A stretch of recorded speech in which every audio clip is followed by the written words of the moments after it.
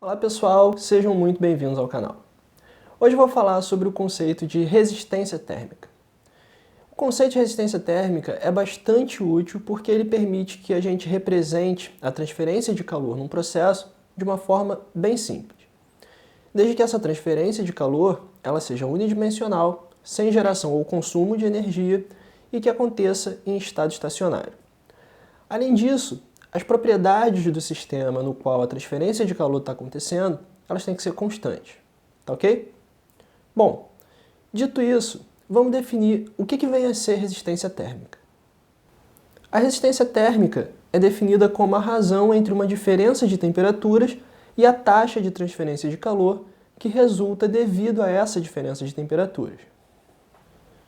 Qualitativamente, a gente pode dizer que uma resistência térmica fornece para a gente uma medida da dificuldade que é imposta ao processo de transferência de calor por um dado mecanismo.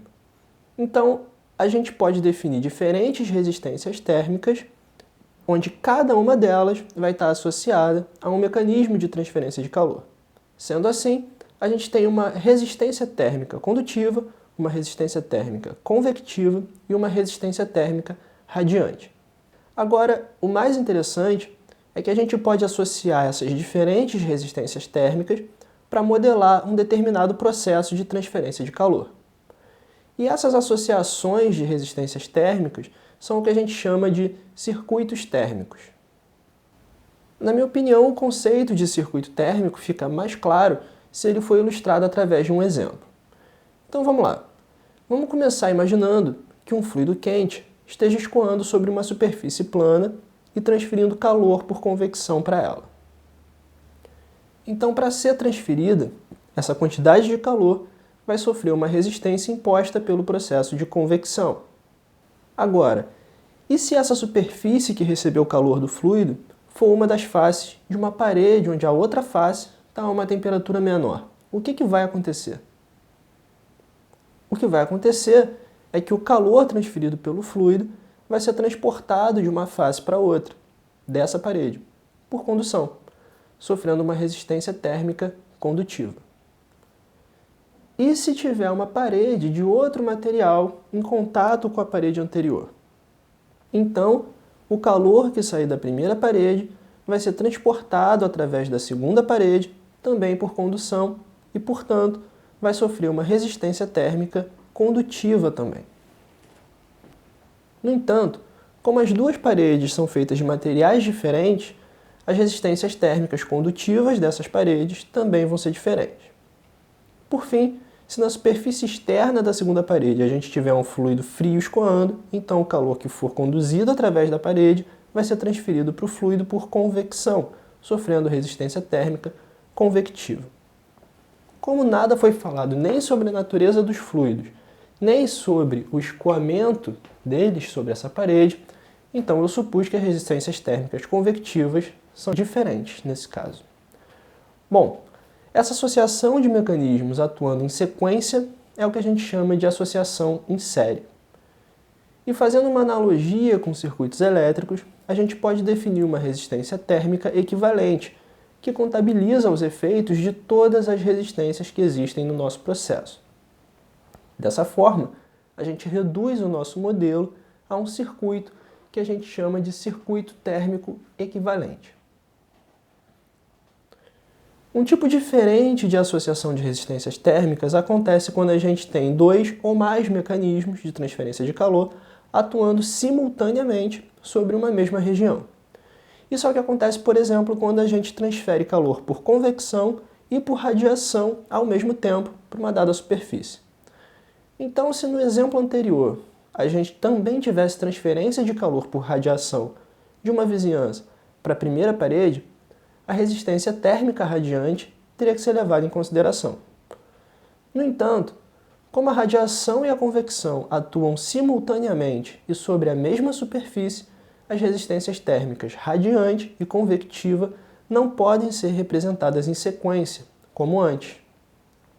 Então, para fazer a representação desses mecanismos atuando simultaneamente, a gente faz novamente uma analogia com os circuitos elétricos e usa o que a gente chama de associação em paralelo.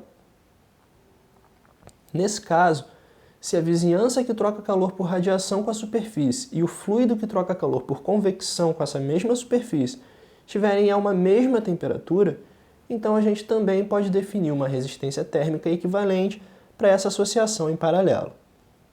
E assim, ir reduzindo o nosso modelo até um circuito térmico equivalente e mais simples.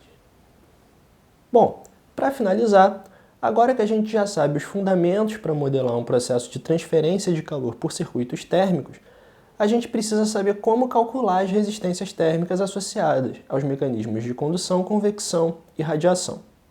E eu vou começar mostrando para vocês como se calcula a resistência térmica condutiva para paredes de geometria plana, cilíndrica e esférica. Todas essas equações surgem a partir de uma combinação entre a lei de Fourier, a solução da equação de Laplace e a definição de resistência térmica.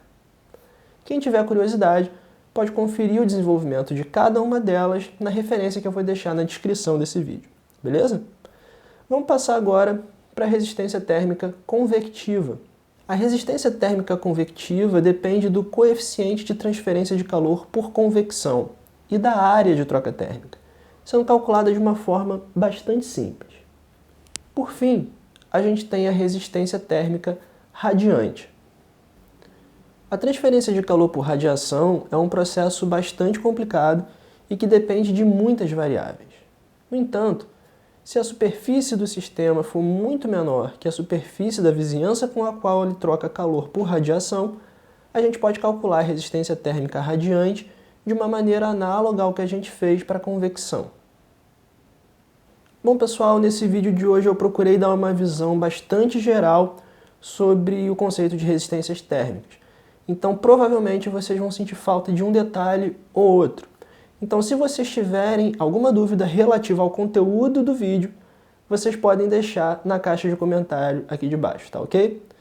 E se você gostou do vídeo, aproveita para deixar a sua curtida e se inscrever aqui no canal, tá beleza?